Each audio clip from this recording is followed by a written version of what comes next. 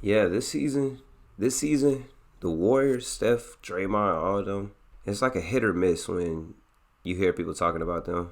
It's pretty much like it's a love hate thing. Like people love them one game and then they hate them the next. It's hard to really determine where they'll end up in people's hearts by the end of the season, but Oh, here we go again. as far as where they're at now, for me, I'm rooting for them. I want to see them hit like fifth seed. Really, this entire NBA season is a little weird. If you think about how balanced it is, people are losing, people are going crazy that you would never have expected. It's just wide open right now. Looking at the way that the last championship was just won, and the way that the NBA is handling this bubble. That bubble last season and coming into this season, all the restrictions that they have sitting out due to COVID. COVID has really affected the NBA. Yeah, I know. Yeah, I know. Yeah, I know I sound congested. Still gonna record. Don't give a don't care. I mean, when Wiseman establishes himself, the Warriors will probably be a top 4 team this year if it happens this season. Coming into the next season, I'm pretty sure they'll be 1 or 2 with Clay being back. Draymond still doing Draymond things. They still got Kelly Oubre, still got Andrew Wiggins. They got assets like Kevon Looney off the bench. I guess if you ask me, they're gonna make the Warriors are gonna make the playoffs no matter what. There's no way that the Warriors are sitting out. I mean, obviously injuries happening this year, they won't make it. But I'm not saying they're gonna be even fifth or sixth. They could be an 8th seed, but Steph is having an MVP season. Not sure everybody else is seeing that. It looks just like any one of his other MVP seasons. I think they're like 12 and 11 right now or something like that, 12 and 11. They just came off of them back-to-backs against the Spurs. Obviously, you saw what Draymond did in the first game. Okay, personally, to me, Draymond's value is out of the, like, his value is not as high as Steph Curry. I'm not going to say Steph. His value is, it's like Klay Thompson is here and Draymond is like right there under him, bro. Like, kind of. Not really, but kind of is. Obviously, Clay is an excellent defender. I think he could run a franchise himself. He's taking the easy way out, staying with the Warriors. But not just the easy way out, it's just like natural selection. It's how the NBA was supposed to be, I feel. With you get drafted there, they drafted you for a reason. You should probably try and stay there. Like, they should want to keep you if they drafted you. Draymond, my boy Draymond. Yeah, Draymond, bro, he be doing his thing out there for the Warriors. First, it's just the way that he gets the defense together. He talks to his teammates. He's very vocal, which is not the most important thing as a defensive leader. Once guys like Kelly Oubre and Andrew Wiggins start buying in, and I'm not even gonna say buying in because Andrew Wiggins is playing very well, slept on talent this season.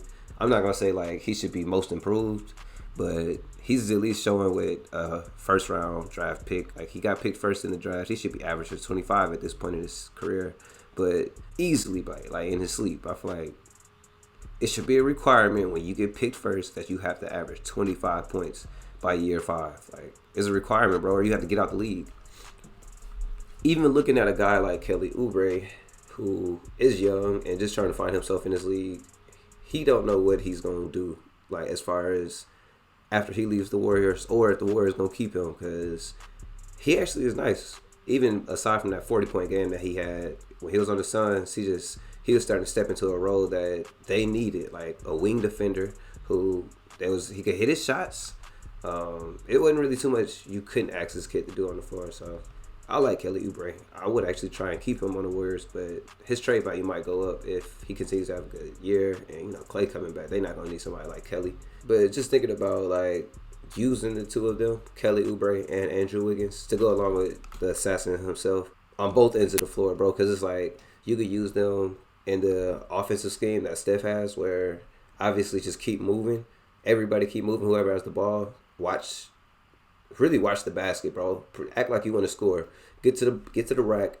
We gonna set you a screen. You either come off it, pop it. You either drive in, bro. Take the ISO. That's a big reason why Andrew Wiggins is big for them, because he can put the ball on the floor, and I love to see him in the corner. Like, when you get Wiggins in the corner, bro, he'll hit you with one dribble and just like dug off on you. He may bam you. He either gonna bam you or he's just gonna pull up on you, because he's so good off the. Well, not just his post game. We didn't even get started on his post game, because to me he looked just like Kobe. but it's just his initial dribble, and whatever you do, he might just pull up on you real quick, like T-Mac used to, bro. Like, bro, Wiggins is like a hidden talent. I really hope the Warriors turn him into what he's supposed to be. Like, he got picked first for all role players and defensive assets. Klay Thompson aside, Kelly Oubre aside, Steve Kerr aside. I didn't even touch bases on Steve Kerr, but let's just talk about him, bro. Let's talk about Steph. Like, there's not much he doesn't do. Like, it's that simple. When you put the ball in his hands, no matter where you put it in his hands, bro, it could be from deep. He could be in a pick and roll situation, bro. Even on defense, like, I'm not saying he's a great defender, but he's an above average defender. Like, he's not as bad as people have always talked him to be. Like, he's just, first off, he's got weak ankles, bro. I've been watching him his whole life. Weak ankles, dude. He went through some shit. Yeah, but as long as he stay healthy, as long as Steph is healthy out there, I don't see why the Warriors wouldn't be a contender, like in contention. There's no way. And then, with Klay coming back, because this season, the 2021 season, really doesn't matter to me. I guess every year matters. If they happen to win a championship, it's gonna matter. So it matters. And they are trying. They floating around, making it to the playoffs and not making it to the playoffs. You really don't know. I'm pretty sure they're going to make it to the playoffs. Even just diving deeper into Wiseman, he is a dominant big. He's a true 7-footer. He's, if you look at his story, he's hungry too. Like, he's a humble kid who's hungry. He comes from a family of hoopers. If I'm not mistaken, his sister hooped. He was put into the situation where he wanted to hoop. They let him hoop. He hooped.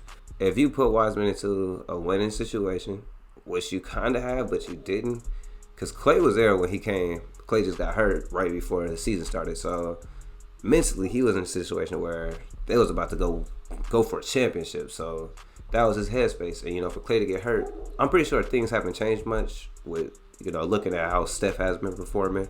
Draymond coming back. And just having a guy like Draymond is so important for Wiseman. Like, I don't expect Wiseman to win Rookie of the Year. That sounds like something reserved for LaMelo Ball. Just my prediction. He's playing very well, overperforming what a rookie should be doing.